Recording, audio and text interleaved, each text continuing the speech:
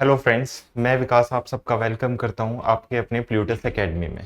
मेरा नाम विकास है और मैं यहां पे जीएस का फैकल्टी हूं। प्लूटस में मैं जनरल स्टडीज़ डील करता हूं, जिसमें मैं history, polity and geography exams में डील करता हूं, सब्जेक्ट्स में डील करता हूं। तो आज हम लोग स्टार्ट करने वाले हैं पॉलिटी का एक टॉपिक जिसका नाम है इमरजेंसी। पॉलिटी से मैं स्टार्ट करूंगा, जिसमें हम लोग क्या डील करेंगे, इमरजेंसी के बारे में समझेंगे। देखो, बहुत इंपॉर्टेंट टॉपिक है इमरजेंसी। डिफरेंट डिफरेंट एग्जाम्स में कई बार यहाँ से क्वेश्चंस आए हैं। आप एसएससी ले लो, बैंक में, सीपीओ में, रेलवेज में, स्टेट गवर्नमेंट के एग्जाम्स में, डिफरेंट डिफरेंट एग्जाम्स में क्या आते हैं, इमरजेंसी से टॉपिक आते हैं। तो अपना टॉपिक स्टार्ट करते हैं हम लोग इमरजेंसी के साथ, ठीक है। अच्छा, पहले हमें इमरजेंसी समझने की जरूरत है। इमरजेंसी है क्या? मैं आपको पॉलिटी पढ़ा रहा हूं। पॉलिटी में एक टॉपिक है इमरजेंसी, जो आता है आर्टिकल 352 से आर्टिकल 360 तक। इमरजेंसी आर्टिकल 352 से 360 तक इंडियन कॉन्स्टिट्यूशन में मेंशन है। इमरजेंसी की अगर मैं बात करूं तो तीन पार्ट्स में हम लोग इमरजेंसी को डिवाइड करके पढ़ते हैं, या मैं बोल सकता हूं तीन तरह की इमरजेंसी है। एक होती है हमारी नेशनल इमरजेंसी,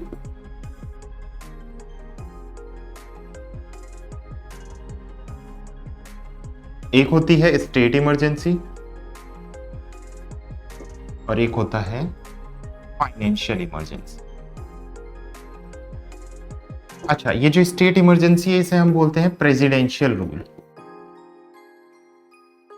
या राष्ट्रपति शासन। अच्छा, अब समझो, टॉपिक है हमारा इमरजेंसी। इमरजेंसी में मैंने कहा तीन तरह की इमरजेंसी हमें पढ़नी है, एक नेशनल इमरजेंसी, एक प्रेसिडेंशियल रूल और एक फाइनेंशियल इमरजेंसी। इमरजेंसी लगती कब है? जब भी कभी या तो कोई स्टेट का एडमिनिस्ट्रेशन है वो गड़बड़ा जाए, या फिर कभी सेंटर का जो एडमिनिस्ट्रेशन है उसमें कोई प्रॉब्लम आ जाए, तो उस टाइम पे उस सिचुएशन को कंट्रोल करने के लिए हमें इमरजेंसी की जरूरत होती है, रिक्वायरमेंट होती है। अब मैंने यहाँ पे तीन तरह की इमरजेंसी लिखी है। National emergency article 352, presidential rule article 356 and financial emergency article 360। Emergency 352 से 360, but different type of emergency. National emergency 352 के अंदर आती है, स्टेट या प्रेसिडेंशियल रूल 356 और फाइनेंशियल इमरजेंसी 360 के अंदर आती है। अब क्या नेशनल इमरजेंसी होती है, क्या प्रेसिडेंशियल रूल होता है, और क्या हमारा फाइनेंशियल इमरजेंसी होती है, इसे समझते हैं। देखो फ्रेंड्स, जब भी कभी पूरे देश में कोई इश्यूज आ जाए, वो इश्यूज क्या है वो अभी मैं आगे डिस्कस करूंगा। अभी आप सिर्फ इतना समझो, जब भी हमें पूरे देश में कोई एडमिनिस्ट्रेटिव इश्यूज आ जाए या पूरे देश में कोई ऐसी प्रॉब्लम आ जाए, वो कैसी प्रॉब्लम है वो अभी मैं आगे बताऊंगा, वो मेंशन है इमरजेंसी के अंदर। तो हम कौन सी इमरजेंसी लगाते हैं? National emergency. तो पूरी कंट्री के लिए कौन सी इमरजेंसी लगेगी? National emergency. किसी एक स्पेसिफिक स्टेट का अगर एडमिनिस्ट्रेशन, कोई स्टेट है, अगर उसका एडमिनिस्ट्रेशन गड़बड़ा जाए, उसके एडमिनिस्ट्रेशन में इशू आ जाए, तो वहां पे लगता है प्रेसिडेंशियल रूल। ये जो मैंने स्टेट इमरजेंसी नाम दिया है, ये आपको समझाने के लिए दिया है। कॉन्स्टिट्यूशन में स्टेट इमरजेंसी जैसा कोई वर्ड नहीं है, वहां पर क्या लिखा हुआ है? Presidential rule. तो पहली इमरजेंसी क्या हुई? पूरे देश में लगेगी, पर्टिकुलर किसी स्टेट में लगेगी। और फाइनेंशियल इमरजेंसी क्या होती है? जब भी कभी देशों में कोई फाइनेंशियल क्राइसिस आ जाए, जैसे अभी श्रीलंका इसका सबसे बड़ा एग्जांपल है। श्रीलंका में भी फाइनेंशियल इमरजेंसी लगी है, क्योंकि वहां पे क्या आ गया था? फाइनेंशियल क्राइसिस आ गए थे। तो जब भी कभी कंट्री में फाइनेंशियल क्राइसिस आ जाए, तो वहां पर जो इमरजेंसी इंपोज की जाएगी, वो कौन सी इमरजेंसी होगी? Financial emergency. इतना क्लियर है? तीन emergency, national, presidential rule and financial emergency. Start करेंगे। हमारा पहला टॉपिक क्या होगा? हमें यहाँ पे पहले नेशनल इमरजेंसी समझना है, जो किस आर्टिकल के अंदर आती है? आर्टिकल 352 के अंदर। तो मैंने टॉपिक डाल दिया इमरजेंसी के अंदर भी नेशनल इमरजेंसी 352। अच्छा, 352 पे आने से पहले हमें दो आर्टिकल्स को समझना है। पॉलिटी में आर्टिकल्स बहुत इंपॉर्टेंट एस्पेक्ट है। ज्यादातर जो क्वेश्चंस आते हैं वो कहां से आते हैं? आर्टिकल से ही आते हैं। तो हमें आर्टिकल्स भी साथ के साथ समझ के चलना है। 395 आर्टिकल्स हैं पॉलिटी में। वैसे मैं बात करूं वैसे 448 है, और लास्ट आर्टिकल कौन सा है? 395। तो हमें इंपॉर्टेंट आर्टिकल साथ के साथ कवर करने हैं। मैंने कहा 352 नेशनल इमरजेंसी के अंदर आता है। उसके अलावा दो आर्टिकल्स हो रहे हैं जो नेशनल इमरजेंसी के अंदर आते हैं। पहला आर्टिकल है 358 और सेकेंड आर्टिकल है 359। तो दो आर्टिकल्स हैं 358 और 359, पहले इन्हें समझते हैं। आर्टिकल 358 कहता है जब भी कभी कंट्री में नेशनल इमरजेंसी इंपोज हो या नेशनल इमरजेंसी लगेगी तो आर्टिकल 19 को सस्पेंड कर दिया जाएगा। अभी सिर्फ इतना समझो, सस्पेंडेड। आर्टिकल 358 क्या कहता है? आर्टिकल 358 एक्सप्लेन करता है जब भी कभी कंट्री के अंदर नेशनल इमरजेंसी लगेगी तो सबसे पहले किस आर्टिकल को सस्पेंड किया जाएगा? आर्टिकल 19। तो क्वेश्चन बनता है यहां से कि इमरजेंसी के टाइम पे, नेशनल इमरजेंसी के टाइम पे वो कौन सा आर्टिकल है जो सबसे पहले सस्पेंड होता है? आर्टिकल 19। अब ये आर्टिकल 19 क्या है जो इमरजेंसी के टाइम पे सस्पेंड होता है? मैंने आप लोगों को बताया है कि इमरजेंसी कब लगती है? जब एडमिनिस्ट्रेशन गड़बड़ा जाए, कंट्री का कोई एडमिनिस्ट्रेटिव प्रॉब्लम हो जाए, व्यवस्था आउट ऑफ कंट्रोल हो जाए। तो व्यवस्था को संभालने के लिए सबसे पहले क्या करना जरूरी है? पब्लिक को संभालना जरूरी है। पब्लिक को संभालने के लिए क्या करना जरूरी है? सबसे पहले पब्लिक को कंट्रोल किया जाए, उनके जो फंडामेंटल राइट्स हैं उनको क्या किया जाए? खत्म किया जाए, टेम्परेरी। तो सेम आर्टिकल 19 हमें 6 तरह की फ्रीडम्स देता है। Freedom of speech, expression, movement, residence, association. पहले क्या करना है? लेट्स सपोज देश में कोई इश्यूज आए, बेसिकली एडमिनिस्ट्रेटिव इश्यूज आए, तो पब्लिक को कंट्रोल करना है। पब्लिक को कंट्रोल करने के लिए पहले पब्लिक की फ्रीडम ऑफ स्पीच को कंट्रोल करना पड़ेगा, पब्लिक को इकट्ठा होने से रोकना पड़ेगा कि ताकि पब्लिक क्या ना करे? मूवमेंट ना करे। तो उसके लिए सबसे पहले कौन सा आर्टिकल सस्पेंड किया जाता है? आर्टिकल 19, जो हमारा क्या है? फंडामेंटल राइट, जिसके अंदर क्या मेंशंस है? 6 तरह की फ्रीडम। आर्टिकल 358 ही कहता है कि आर्टिकल 20 एंड 21 किसी भी कंडीशन में सस्पेंड नहीं हो सकते। अब दो चीजें निकल के आई यहाँ पे। सबसे पहले सस्पेंड होगा आर्टिकल 19, और कौन से आर्टिकल्स हैं जो इमरजेंसी में कभी सस्पेंड नहीं हो सकते? Article 20 and 21। अच्छा, आर्टिकल 20 एंड 21, 20 तो डिटेंशन अगेंस्ट अरेस्ट है और 21 है हमारा right to life and liberty, जीने का अधिकार।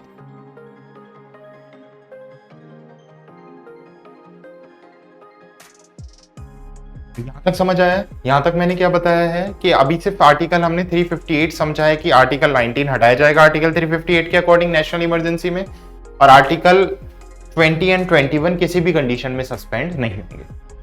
359 में और मेंशन क्या है? 359 में मेंशन है कि रेस्ट फंडामेंटल राइट्स, जो बाकी बचे हुए फंडामेंटल राइट्स हैं,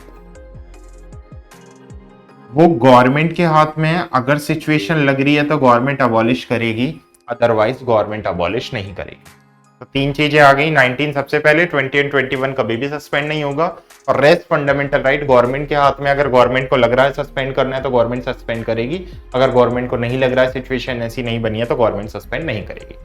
तो अभी बेसिक ड्राफ्ट है। अब वापस आते हैं अपने हम नेशनल इमरजेंसी पे। सबसे पहले नेशनल इमरजेंसी लगाई कब जाती है? किन किन सिचुएशंस में नेशनल इमरजेंसी लगाई जाती है? कॉन्स्टिट्यूशन में आर्टिकल 352 में क्लियर मेंशन है कि जब कभी भी 3 कंडीशंस हो देश में, मैं कह रहा हूं यहाँ पे ये लगाई कब जाएगी, कारण क्या है, रीजंस क्या है इसे लगाने के। जब भी कभी देश में 3 कंडीशंस हो, पहली कंडीशन क्या है? वॉर। सेकेंड कंडीशन क्या है? Armed rebellion. अब तीसरी कंडीशन क्या है? External aggression. तो पॉइंट समझो मेरा, नेशनल इमरजेंसी देश में 3 सिचुएशन में लगेगी। जब भी कभी देश में वॉर हो। सेकंड सिचुएशन क्या कहता है? जब भी कभी देश में आर्म्ड रेबिलियन हो। आर्म्ड रेबिलियन क्या है? हमारी जो सेनाएं हैं, हमारी जो फोर्सेस हैं, अगर वही आपस में लड़ने लगे तो उसको बोलते हैं आर्म्ड रेबिलियन। सेना का काम क्या होता है? सेफ्टी, प्रोटेक्शन के लिए काम करती है। जो हमारी फोर्स प्रोटेक्शन के लिए काम कर रही है, अगर वही लड़ने लगे आपस में तो देश वैसे भी प्रॉब्लम में आ जाएगा। तो इसलिए जब भी आर्म्ड रेबेल हो तभी नेशनल इमरजेंसी लगाई जाएगी। और थर्ड कंडीशन है एक्सटर्नल एग्रेशन। एक्सटर्नल एग्रेशन क्या होता है? देखो, वॉर और एक्सटर्नल एग्रेशन में थोड़ा सा डिफरेंस है। वॉर भी बाहर से अटैक है, एक्सटर्नल भी बाहर से अटैक है। बट जब बाहर से कोई टेररिस्ट वगैरह अटैक करते हैं तो उसे बोला जाता है एक्सटर्नल एग्रेशन। तो 3 सिचुएशंस हैं, ये 3 कंडीशंस हैं जिन कंडीशंस में क्या लगाई जाती है? नेशनल इमरजेंसी लगाई जाती है। अब यहाँ पे एक पॉइंट और है, ये जो आर्म्ड रेबिलियन है ये कॉन्स्टिट्यूशन में पहले नहीं था। इसकी जगह जो चलता था पहले, वो चलता था इंटरनल डिस्टर्बेंस। आगे चल के क्या किया गया? 44th अमेंडमेंट कराया गया कॉन्स्टिट्यूशन में, 1978 में, और इस इंटरनल एग्रेशन या इंटरनल डिस्टर्बेंस को हटा के कौन सा वर्ड ऐड कर दिया गया? Armed rebellion. तो पहले वॉर, एक्सटर्नल एग्रेशन और इंटरनल डिस्टर्बेंस चलता था। 1978 में इंटरनल डिस्टर्बेंस को हटाया गया और आर्म्ड रेबेलियन को क्या किया गया? ऐड किया गया। ये तो हो गई क्या? रीजन। अब लगेगी कैसे? इवोक्ड कैसे होगी? अगर हमें लगानी हो लगेगी कैसे इमरजेंसी? इवोक्ड कैसे होगी इमरजेंसी? या इवोक्ड ना बोल के आप लिखो प्रोक्लेमेशन। प्रोक्लेमेशन समझो क्या होता है।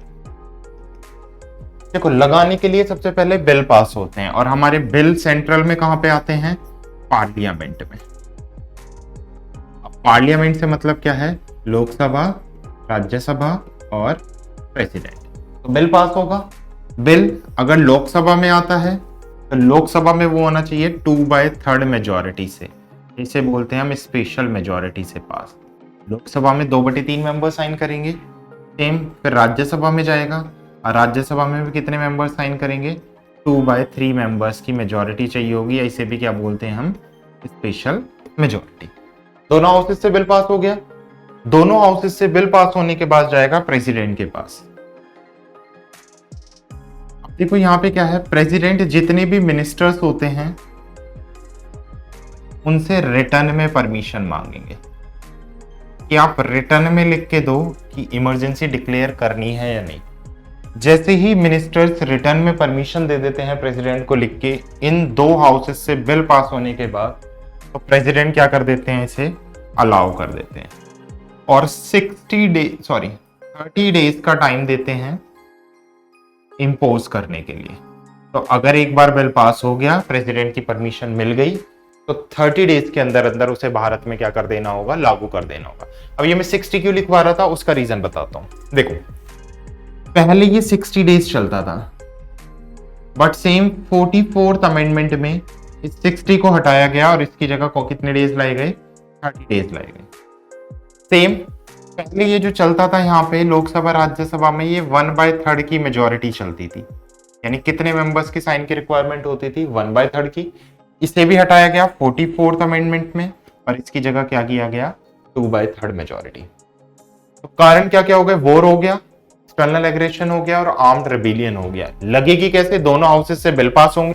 बिल पास होने के बाद प्रेसिडेंट के पास, प्रेसिडेंट रिटर्न में परमिशन मांगेंगे, और उसके बाद 30 डेज का टाइम देंगे पार्लियामेंट को इसे भारत में लागू करने के लिए। तब क्या होगा अगर 30 डेज में पार्लियामेंट इसे इंपोज ना कर पाए? तो इस बिल को कैंसिल कर दिया जाएगा, और फिर दोबारा से वो बिल पास होगा पार्लियामेंट के अंदर। हम लोगों ने क्यों लगेगी, कैसे लगेगी ये सीख लिया। अब हटेगी कैसे? इवॉल्व या रिमूव्ड कैसे होगी, हटाना सीखते हैं। देखो, लगने के बाद हटाने के दो तरीके हैं। पहला तरीका है डायरेक्ट प्रेसिडेंट। प्रेसिडेंट के पास डायरेक्ट पावर है। प्रेसिडेंट जब चाहें डायरेक्ट अपनी मर्जी से क्या कर सकते हैं? इसको इमरजेंसी को रिमूव कर सकते हैं। Second, only Lok Sabha. लोकसभा से बिल पास हो 1/3 मेजोरिटी से। 1/3 लगाने के लिए 2/3, हटाने के लिए सिर्फ लोकसभा से 1/3, और लोकसभा से भी इसे क्या किया जा सकता है? रिमूव किया जा सकता है। अब देखो 1/3 भी ये कब आया? 44th अमेंडमेंट में, और उससे पहले क्या चलता था?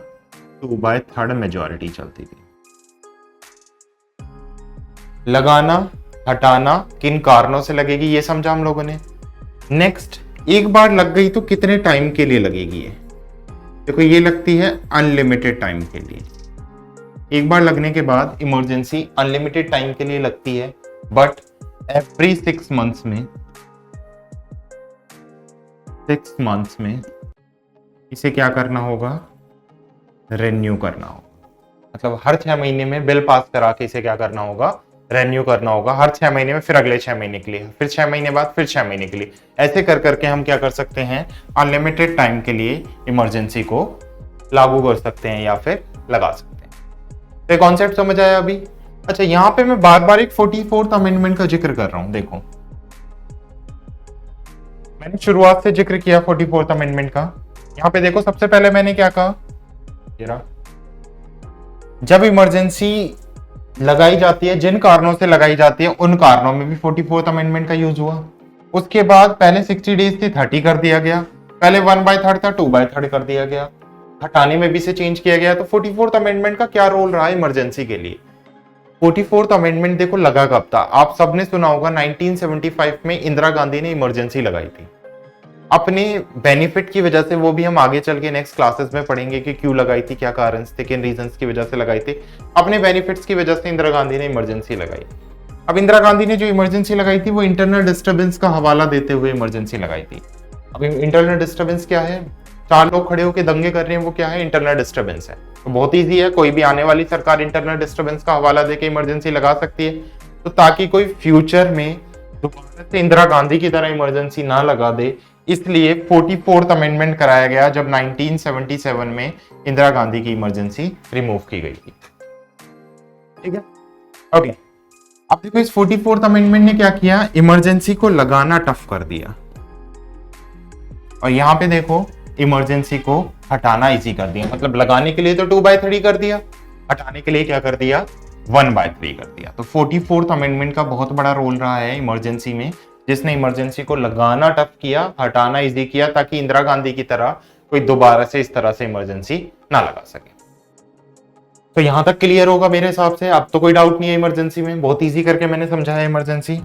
अब जनरली इमरजेंसी में होता क्या है, मतलब जब इमरजेंसी लगती है देश में तो सिचुएशंस क्या होती हैं इमरजेंसी में? देखो सबसे पहले तो मैंने बताया फंडामेंटल राइट्स बन जाते हैं, अबॉलिश हो जाते हैं, एक्सेप्ट आर्टिकल 20 एंड 21। आर्टिकल 20 और 21 को छोड़ के जितने भी फंडामेंटल राइट्स हैं वो क्या हो जाते हैं? अबॉलिश हो जाते हैं। सेकेंड, जो कंट्री है सबसे इंपॉर्टेंट, वो यूनिटरी सिस्टम में कन्वर्ट हो जाता है। अच्छा, ये यूनिटरी सिस्टम क्या है? कई बार ये भी पूछा गया है। क्योंकि यूनिटरी को ऐसे समझो, मैं इंडिया का एग्जांपल दे रहा हूं। इंडिया में क्या होता है, स्टेट के पास अपनी अलग पावर्स होती हैं। अपने लिए कानून बनाना है तो कौन बना सकता है? स्टेट बना सकता है। सेंटर के पास अलग पावर्स होती हैं। स्टेट में स्टेट लेजिस्लेचर होता है, सेंटर में पार्लियामेंट होती है। तो दोनों के काम बटे हुए हैं, मतलब स्टेट अपना अलग काम करेगा, सेंटर अपना अलग काम करेगा। तो जब पावर्स डिवाइड हो जाए, जब पावर्स का क्या हो जाए, डिवीजन हो जाए, इसमें स्टेट एंड सेंटर, तो उसको बोलते हैं हम लोग फेडरल सिस्टम। लेकिन जब स्टेट की सारी पावर्स खत्म हो जाएं और सारी पावर्स किसके पास शिफ्ट हो जाएं? सेंटर के पास, तो इसको क्या बोला जाता है? Unitary system. तो इमरजेंसी में क्या होता है, जो स्टेट की जितनी भी पावर्स हैं वो खत्म हो जाती हैं और सारी पावर किसके पास आ जाती है? सेंटर के पास। उसके अलावा कर्फ्यू जैसी सिचुएशन हो जाती है, सेक्शन 144 आ जाता है। उसके अलावा नेसेसरी चीजें ही क्या होती हैं? अलाउ होती हैं। तो ये मेजर सिचुएशन होती है। फंडामेंटल राइट अबॉलिश होते हैं, यूनिटरी सिस्टम में कन्वर्ट हो जाता है, नेसेसरी चीजें अलाउ होती हैं। उसके अलावा कर्फ्यू लग जाता है, यानी 4 से ज्यादा, वो तो मैंने बताया क्योंकि हमारा क्या छीन गया? आर्टिकल 19 अबॉलिश हो गया। तो ये टॉपिक है हमारा इमरजेंसी का, जिसमें मैंने बेसिक्स बताए हैं आपको इमरजेंसी के, कि क्या इमरजेंसी होती है, कैसे लगती है, कैसे हटती है, किसके पास पावर्स होती हैं, क्या सिचुएशंस होती हैं, XYZ सारी इंफॉर्मेशंस मैंने यहाँ पे बताई हैं आपको इमरजेंसी से रिलेटेड। तो उम्मीद करता हूँ आपको समझ आया होगा। तो आज की क्लास यहीं तक रखते हैं, मिलते हैं फिर नेक्स्ट क्लास में। Thank you.